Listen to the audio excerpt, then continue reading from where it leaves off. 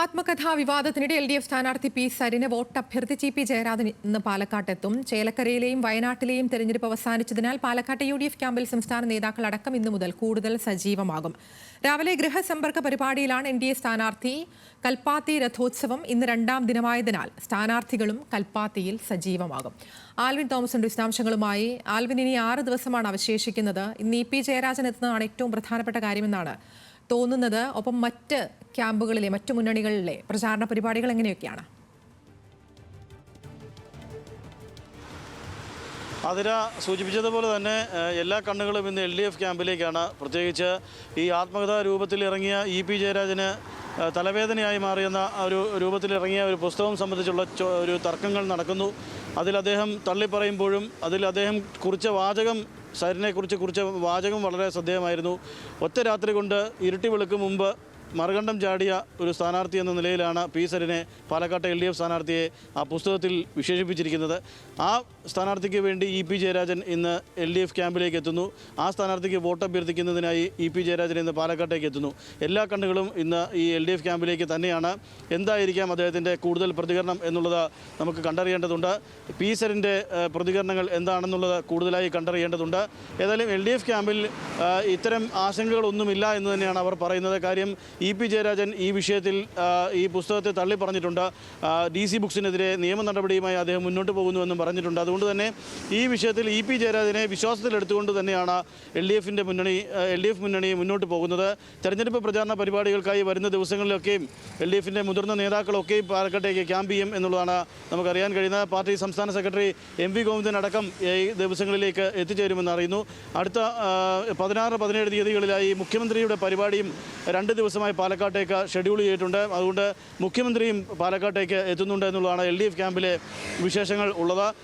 UDF ക്യാമ്പിലേക്ക് വരികയാണെങ്കിൽ രാവിലെ സ്ഥാനാർത്ഥി പിരായിരി പഞ്ചായത്തിലെ അല്ലെങ്കിൽ ഗൃഹസമ്പർക്ക പരിപാടിയിലാണ് ഉള്ളത്. ഭവനങ്ങൾ കയറിയുള്ള നേരിട്ട് വോട്ടർമാരെ കാണുന്ന 5ാം റൗണ്ടാണ് ഇപ്പോൾ വീടുകൾ കയറുന്ന രീതിയിലേക്ക് UDFിൻ്റെ സ്ഥാനാർത്ഥി രാഹുൽ മാങ്കൂട്ടം എത്തിച്ചേർന്നിട്ടുള്ളത്. ഇന്ന് രാവിലെ പിരായിരി പഞ്ചായത്തിൽ പരിപാടികൾ ആരംഭിക്കുകയാണ്. അതിനുശേഷം 10 മണിയോടുകൂടി കൽപ്പാത്തിയിലേക്ക് വരികയാണ്. ഇന്ന് കൽപ്പാത്തി രഥോത്സവത്തിന് 2ാം തേരാണ്. കൽപ്പാത്തി രഥോത്സവത്തിലെ 2ാം ദിനം ആഘോഷ ദിവസമാണ്. അതുകൊണ്ട് തന്നെ നിരവധി വോട്ടർമാർ അവിടെ എത്തിച്ചേരും. അവരെയൊക്കെ കാണുന്നതിനായി സ്ഥാനാർത്ഥികൾ അങ്ങോട്ടേക്ക് എത്തിച്ചേരുമെന്നുള്ളതാണ് അറിയാൻ കഴിയുന്നത്. 10 മണിയോടുകൂടി കൽപ്പാത്തി കേന്ദ്രീകരിച്ചായിരിക്കും തെരഞ്ഞെടുപ്പ് പ്രചാരണം എന്നുള്ളതാണ് UDFിൻ്റെ ക്യാമ്പിൽ നിന്നുള്ള വിവരങ്ങൾ. VD സതീശൻ ഇന്നലെ നമ്മളോട് സംസാരിച്ചിരുന്നു. അദ്ദേഹവും ഈ പ്രതിപക്ഷ നേതാവ് ഇവിടെ ക്യാമ്പ് ചെയ്തുകൊണ്ടുള്ള പ്രവർത്തനങ്ങളാണ് ഇനി വരുന്ന ദിവസങ്ങളിൽ ഉണ്ടാവുക.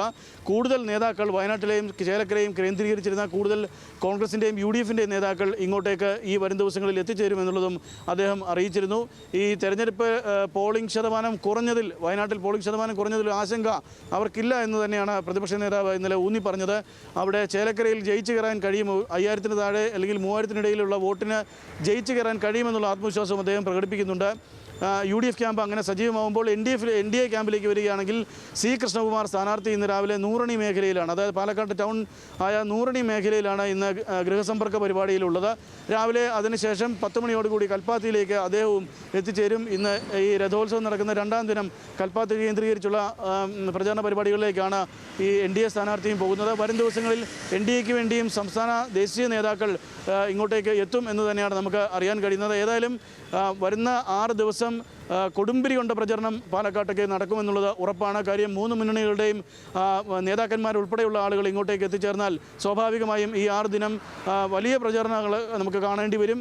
ഈ പല വിഷയങ്ങളൊക്കെയും ചർച്ചയാകുമെന്നുള്ളത് ഉറപ്പാണ്. NDAയും UDFും ഈ ആത്മകഥാ വിവാദം എടുത്ത് ചർച്ച ചെയ്യുമെന്നുള്ളത് ഉറപ്പാണ്. അതിനെ എങ്ങനെ CPM പ്രതിരോധിക്കുമെന്നുള്ളത് വരും ദിവസങ്ങളിലും കണ്ടറിയേണ്ടതുണ്ട്. ആൽവിൻ സൂചിപ്പിച്ചതുപോലെ പാലക്കാട് വിവിധ വിഷയങ്ങൾ, വിവിധ വിവാദങ്ങൾ ചർച്ചയായി. ഇതെല്ലാം കഴിഞ്ഞിട്ടാണ് ഇനിയിപ്പോൾ 6 ദിവസം കൂടിയാണ് ശേഷിക്കുന്നത്. ഈ വയനാട്ടിലെ പോളിംഗ് അത് കുറഞ്ഞത് ബാധിക്കില്ല എന്നൊക്കെ പറയുമ്പോഴും അതിലൊരു മുൻകരുതൽ എന്നുള്ള നിലയ്ക്ക് വളരെ വലിയ തോതിലുള്ള പ്രചാരണ പരിപാടികളായിരിക്കും 3 മുന്നണികളും സ്വീകരിക്കുക, അല്ലേ?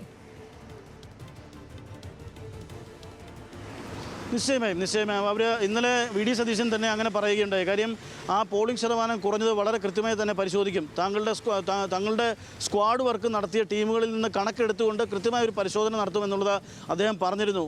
അദ്ദേഹം ഇന്നലെ സൂചിപ്പിച്ചത് BJP-യുടെയും CPM-ൻ്റെയും വോട്ടുകൾ പോൾ ചെയ്യപ്പെട്ടിട്ടില്ല എന്നുള്ളതാണ് പറഞ്ഞു തരുന്നതെങ്കിൽ UDF-ൻ്റേത് വോട്ടുകൾ കൃത്യമായി പോൾ ചെയ്തിട്ടുണ്ടോ എന്നുള്ളത് ഈ സ്ക്വാഡ് വർക്ക് നടത്തിയവരിൽ നിന്ന് കണക്കുകൾ ശേഖരിച്ച് അത് കണക്കാക്കിയെടുക്കുമെന്നുള്ളതാണ് അറിയിച്ചിട്ടുള്ളത്. പ്രത്യേകിച്ച് അത്തരമൊരു കണക്കെടുപ്പ് നടത്തിയാൽ സ്വാഭാവികമായും പാലക്കാട്ടേക്ക് ഇങ്ങനൊരു സംഭവം സ്ഥിതിവിശേഷം ഉണ്ടാകാതിരിക്കാനുള്ള നടപടികൾ UDF-ൻ്റെ ഭാഗത്തു നിന്ന് ഉണ്ടാകുമെന്നുള്ളത് നമുക്ക് ഇപ്പോൾ മനസ്സിലാക്കാൻ കഴിയുന്നു. ഏതായാലും 5ാം റൗണ്ട് ഇപ്പോൾ വീട് കയറിയുള്ള പ്രചാരണ പരിപാടികൾ നടത്തുകയാണ്. ചിട്ടയായ പ്രവർത്തനം തന്നെയാണ് UDF-ൻ്റെ ഭാഗത്തു നിന്നുള്ളത്. അതോടൊപ്പം തന്നെ മറ്റ് 2 മുന്നണികളും അത്രത്തോളം കൃത്യമായി ഏറെ സമയം കിട്ടിയതിനാൽ ഇത്തരം വീട് സന്ദർശനം അടക്കമുള്ള കാര്യങ്ങളിലേക്കാണ് കൂടുതൽ ശ്രദ്ധ പുലർത്തിയിരുന്നത്. കൂടുതൽ വോട്ടർമാരെ നേരിട്ട് കാണുക എന്നുള്ളത് തന്നെയാണ് അവർ ഉദ്ദേശിച്ചിരുന്നത്. അതുകൊണ്ട് തന്നെ NDA ക്യാമ്പിലും അതോടൊപ്പം തന്നെ LDF ക്യാമ്പിലും ഒക്കെയും കൂടുതൽ ദിനങ്ങൾ കിട്ടിയതുകൊണ്ട് കൂടുതൽ വോട്ടർമാരെ നേരിട്ട് കാണുന്നതിന് വേണ്ട പ്രചാരണ പരിപാടികൾ തന്നെയാണ് അവർ ഈ ദിവസങ്ങളിൽ ശ്രദ്ധ കേന്ദ്രീകരിക്കുന്നത്. വരുന്ന ദിവസങ്ങളിൽ അല്ലെങ്കിൽ കൂടുതൽ സംസ്ഥാന നേതാക്കൾ വരുന്നതോടുകൂടി പ്രചരണത്തിനൊരു കൊഴുപ്പേകാൻ കഴിയുമെന്നുള്ളതാണ് അവരുടെ ഒരു വിശ്വാസം. ആ വിശ്വാസത്തിൽ ഊന്നിയായിരിക്കും വരുന്ന ദിവസങ്ങളിലുള്ള പരിപാടികൾ നടക്കുക. ഏതായാലും UDF-ന് ഈ വയനാട്ടിലെ പോളിംഗ് ശതമാനം കുറഞ്ഞതിൽ എന്തെങ്കിലും തരത്തിൽ ആശങ്കയുണ്ടെങ്കിൽ അവരത് പരിഹരിക്കുന്നതിന് വേണ്ട നടപടികൾ പാലക്കാട്ടേക്ക് സ്വീകരിക്കും എന്നുള്ളത് ഉറപ്പാണ്. ശരി, എന്തായാലും പാലക്കാടിന് 6 ദിവസം കൂടിയാണ് അവശേഷിക്കുന്നത് ഉപതെരഞ്ഞെടുപ്പിന്. അതുമായി ബന്ധപ്പെട്ട വലിയ പ്രചാരണ പരിപാടികളാണ് 3 മുന്നണികളും ആസൂത്രണം ചെയ്തിരിക്കുന്നത്. വിശദാംശങ്ങൾ നൽകുകയായിരുന്നു ആൽവിൻ തോമസ്.